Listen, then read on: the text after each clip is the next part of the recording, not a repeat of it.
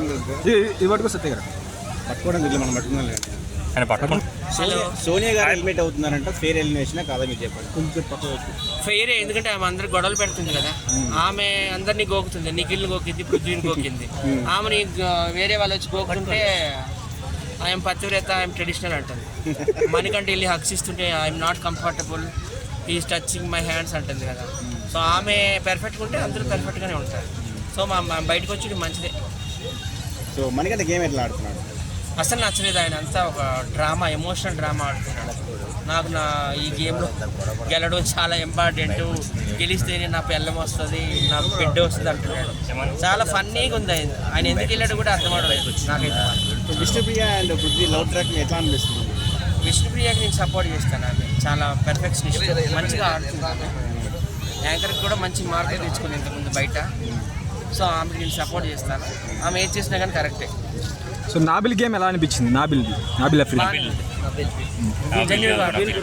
So మీకు నచ్చిన contestant ఎవరు? నేనైతే నైనికాకి సపోర్ట్ చేస్తాను. ఒరిస్సా అమ్మాయి డాన్సర్ అమ్మాయి నాకు బయట కూడా తెలుసు. So I support Nainika and next Vishnupriya. వాళ్ళిద్దరు కూడా టాప్ 5లో ఉండాలని కోరుకుంటున్నాను. నేను నైనికా గేమ్ తగ్గింది కొంచెం, నాగార్జున గారు కొంచెం మాట్లాడారు, మరి ఏమంటారు? గేమ్ అంటే అప్ అండ్ డౌన్ కామనే కదా. స్టార్టింగ్లో ఆమె డ్యాన్స్తో ఎరగదీసేసింది, ఆ తర్వాత కూడాను బాగా గట్టిగా అరిచింది అందరి మీద, ఇది రాంగ్ ఇది రైట్ అని. మరి అప్ అండ్ డౌన్ అవుతూ ఉంటారు. టాప్ 5లోకి ఇద్దరు రావాలని నేను కోరుకుంటున్నాను. నైన్కా చీఫ్ అయినప్పుడు ఉన్న గేమ్ తర్వాత తగ్గిపోయింది, ఫాల్ డౌన్ అవుతా ఉంటుంది. అసలు ఈసారి బిగ్ బాసే బాగోలేదు, ఎవరికి ఇంట్రెస్టింగ్ లేదు అసలు. ఇంక అందులో ఇంకేం బాగుంటుంది. నిఖిల్ టీంలో చూసుకుంటే ఎవరు ఒక్కరు కూడా వెళ్ళన్నారు కదా, అగ్నెస్ట్ అయిపోయారు కదా రూమ్కి, అంటే హౌస్లో అందరూ అగ్నెస్ట్ అయిపోయారు కదా నిఖిల్కి. ఎలా అనిపిస్తుంది దీనివల్ల? ఎందుకంటే ఆయన గ్రూప్లోకి వెళ్ళమంటే ఎవరు వెళ్ళలేదు, అదంతా వాళ్ళ దగ్గరికి స్క్రిప్ట్ రాస్తున్నారేమో అనిపిస్తుంది నాకు. ఈసారి అయితే అసలు ఇంట్రెస్టింగ్గా లేదండి బిగ్ బాస్. అంటే ఇంకో 10-12 వైల్డ్ కార్డ్ ఎంట్రీలు కూడా వస్తాయని చెప్పేసి అన్నారు. 10-12 కాదు 100 మందిని పెట్టుకోమనండి. అసలు ఉన్న వాళ్ళని ఎవరు చూడలేదు. ఇంక వైల్డ్ కార్డులు అనవసరం. ఏమన్నా ఇంకేనా? సోనియా రీఎంట్రీ ఇచ్చిందని కూడా వస్తుంది కదా. లేదు, రీఎంట్రీ ఎవరు వాళ్ళకి ఎప్పుడు జరగలేదు కదా బిగ్ బాస్ చరిత్రలో. 8వ ఎపిసోడ్ యష్మి కొంచెం ఓవర్ యాక్షన్ చేస్తున్నట్టు మీరు ఏమంటారు? లతిక వచ్చిందా? నాకు ఐడియా లేదు. సో ఓకే, రతిక కొంచెం, యష్మి కొంచెం, లతిక 7లో వచ్చింది. Over action Yashmi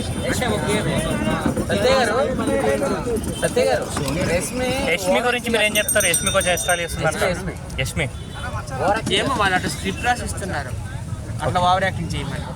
thank you. Big boss అంటేనే స్క్రిప్ట్ అండి, కాకపోతే మనకు తెలియదు అది. సో టాపిక్ డైవర్ట్ చేస్తే ఇవాళ మల్లికా తేజ్ అనేవారు కేసు పడింది, ఐడియా ఉందా మీకు? ఐడియా లేదు. ఫోక్ సింగర్ యూట్యూబర్ మొన్న వచ్చేసి ఈయన నాకు ఈ కేసుకి వస్తుంది. హర్ష గురించి మీరేం చెప్తారు? హర్ష కోసం నేను చాలాసార్లు మాట్లాడాను. ఆయన ఒక బెట్టింగ్ రాజా, అలాగే ప్లే బాయ్, అలాగే రేపిస్ట్ కూడా. తనలో ఏ తప్పు లేకపోతే ఇప్పుడు నార్సింగ్ పోలీస్ స్టేషన్కి వచ్చి వివరణ ఇవ్వాలి కదా, ఎందుకు పారిపోయాడు? పారిపోయాడంటే